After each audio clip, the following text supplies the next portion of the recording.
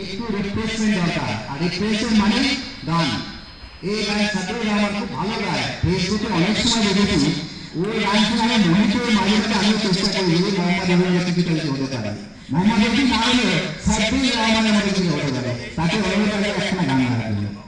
দেখুন দাদা আপনারা সকলে অনুরোধ করেছেন গান গাওয়ার জন্য পরিবেশ নয় এবং সেটআপটাও ভালো নয়, গান বলতে একটা সেটআপ লাগে। তবু আমি সংক্ষেপে দু লাইন গাইছি আপনাদের সকলের জন্য।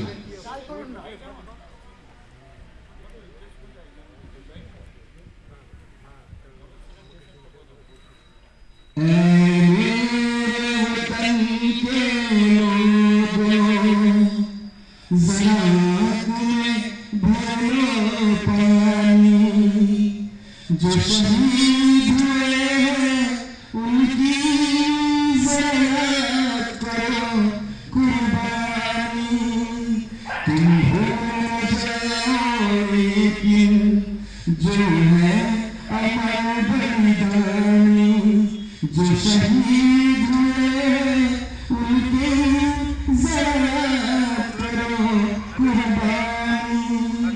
जब घायल हुआ